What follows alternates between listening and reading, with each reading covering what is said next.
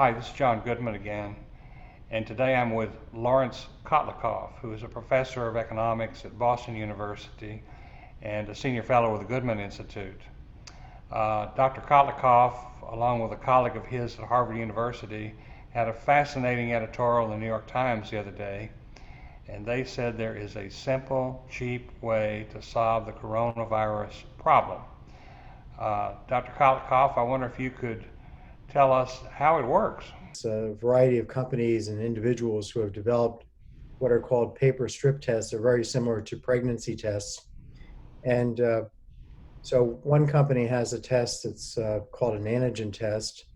Right now they're using a Q-tip, basically, swab, where you Q-tip the inside of your nose, not very deep, but just the outside of, front part of your nose.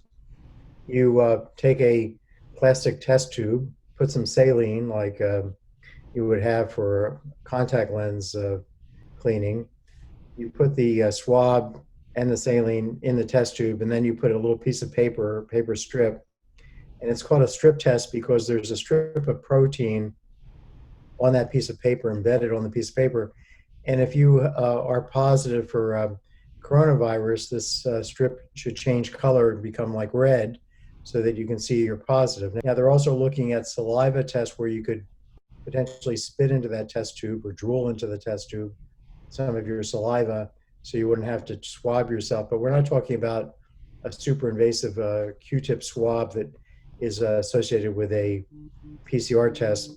So we're talking about a test with very little discomfort. Right. And how much does it cost? Well, I've heard estimates of $1 to $5 a day.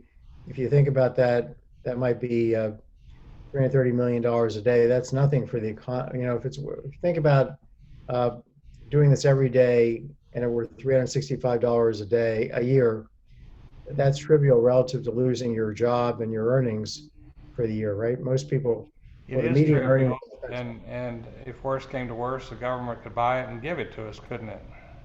Absolutely. That would be important because we want to make sure we had everybody having access to this, because in that way we can have the entire country in a position to be able to say to the movie theater, yes, I can come to the movies because I'm going to send you, in addition to buying the ticket online, I'm going to send you a picture online, over the internet that says that I'm negative, so I can now safely come into the movie theater.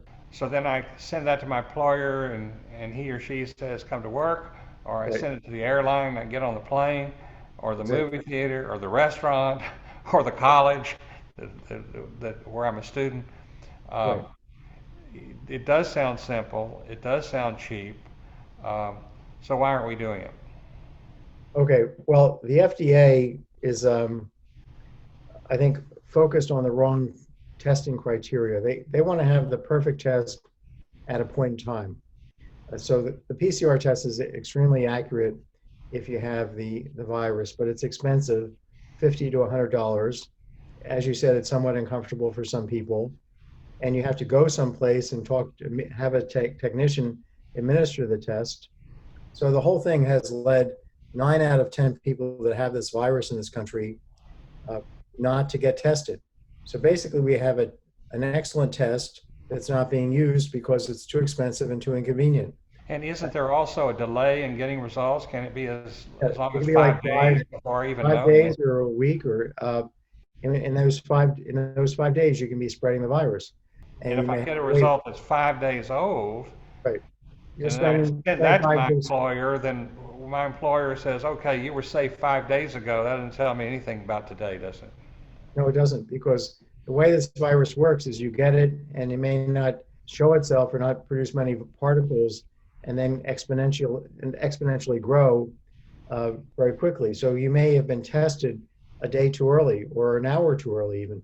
And then if you had the strip test, you'd be tested on Monday, it's negative. Tuesday it might be negative or positive. Wednesday it is positive, because the strip test is going to be more likely to be positive when there's a higher load of virus.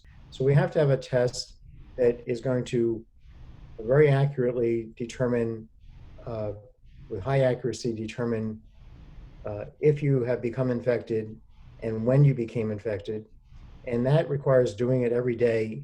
And even if the level of detection is not quite as high as the standard PCR test, because it's being repeated every day, or for that matter, it could be repeated twice a day, it will be picked up when this viral load is starting to grow exponentially.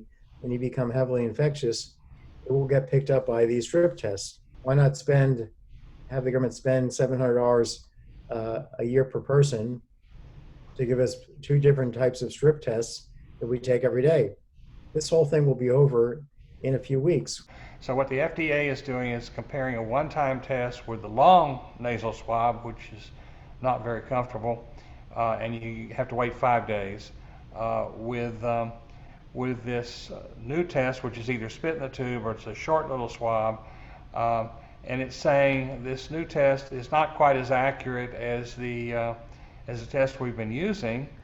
And what you're saying is, yes, but if you do this every day for 7 days, our new test becomes almost 100% accurate. Is that a fair way of saying it? Yeah, but let me just correct one thing, which is these companies are so gun shy of the FDA, because the FDA, if you come out with a test that's not quite as accurate as this expensive and basically not unused PCR test, if your test is not as accurate, they're going to make that public, and then your company will be in trouble, not just in the sense in the marketplace, you're going to be undervalued because you're going to be valued down in the marketplace, whether it's in the stock market or in terms of the secondary market where people buy companies, because you've been publicly admonished by the FDA as having produced a test that's not sensitive. So the FDA needs to do, I guess, 2 things. One is get off this false pursuit of precision for the one-time test, and recognize that if we have a test that people can do in their home conveniently every day, that will be a superior test, and then it needs to fast track it and give its approval. Is that fair? So the current testing that we're using is highly imprecise, and it's basically not being applied to most people that have the virus. 9 out of 10 people aren't getting it, and it's too expensive, and it's not a solution. It's not an answer. So if someone's watching this video and they've got the ear of Donald Trump or Michael Pence, what should they tell them? I would say they should call me. I'm dead serious. Yeah, all right. I will give them an That's a earful. good answer. Oh yeah. Well, I would just suggest, folks, that if you have the ear of the president or the vice president, in addition to having them contact Professor Kotlikoff, have them contact the FDA, because it does sound like we have a solution to the problem that's cheap and inexpensive and easy, and we have a bureaucracy that seems to be standing in the way. Thank you all.